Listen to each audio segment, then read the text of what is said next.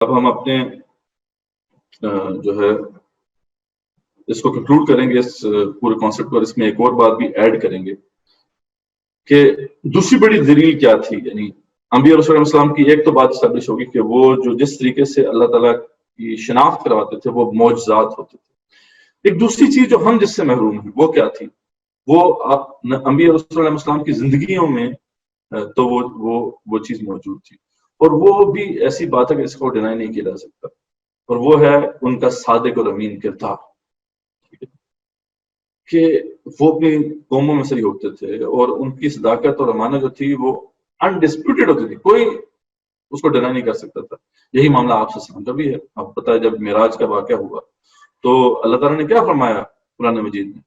کہ لوگ ڈاؤٹ کر رہے تھے نا، شک کر رہے تھے کہ یہ کیسی باتیں کر رہے ہیں کہ ایک ہی رات میں وہ گئے. سورہ نجم میں آتا ہے نا کہ وہ جو ذکر معراج کے واقعے کا ذکر، اور وہ جناب یہاں سے گئے حضرت مقدس گئے اور وہاں سے پھر اوپر چلے گئے، 7 آسمانوں کی انہوں نے سیر کی. تو اس پہ جو ہے بعض لوگوں کے ذہنوں میں شکوک تھے. تو اللہ تعالیٰ فرماتے ہیں افتمارونہ علی ما یرا، کیا تم اسے جھگڑتے ہو اس معاملے میں جو دیکھ اس کا دیکھا دکھایا ہے؟ وہ تو دیکھ کے آیا ہے، اس کی تو جو ٹیسٹیفیکیشن جو اس کی ٹیسٹیمنی ہے، اس کی شہادت ہے، وہ عینی شہادت ہے.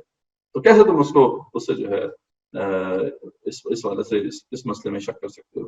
اس لیے آپ صلی اللہ علیہ وسلم نے اپنی صداقت اور ایمانت کو ہی سب سے پہلے دلیل طور پیش کیا تھا جب آپ نے سب سے پہلے اپنے جو لوگ تھے ان کے سامنے اسلام کو پیش کیا. وہ پتہ ہے کہ کوہ صفا پر آپ چڑھ گئے اور آپ نے جو ہے قریش کے سامنے بات پیش کی تھی کہ اگر میں تمہیں کہوں کہ اس پہاڑی کے پیچھے سے ایک فوج آ رہی ہے تم پہ حملہ کرنے کے لیے تو میری بات مانو گے؟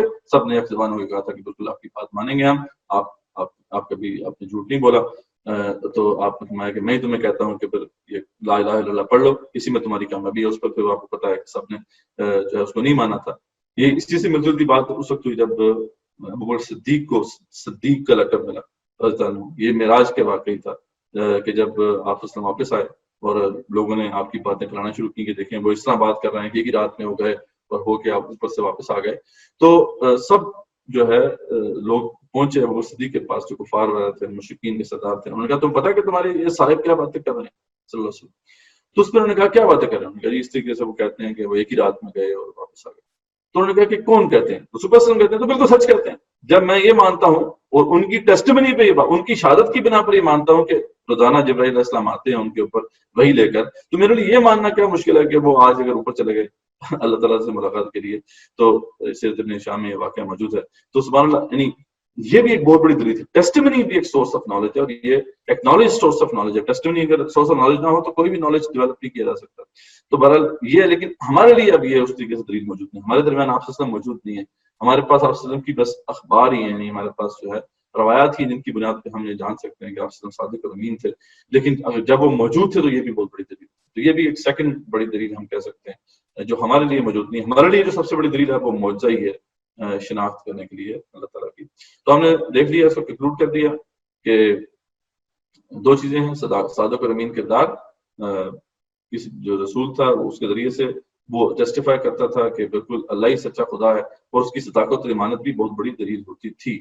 لیکن آج ذری بات ہے وہ اس طریقے سے موجود نہیں ہے. معجزہ برحال جو سابقہ انبیاء رسول اللہ علیہ وسلم کے پاس بھی موجود تھا، اور اس امت کو بھی اللہ تعالیٰ نے یہ ہے ایک زندہ معجزہ عطا کیا ہے جو تاکہ ہمیں قیامت انشاءاللہ ہمارے درمیان موجود رہے گا.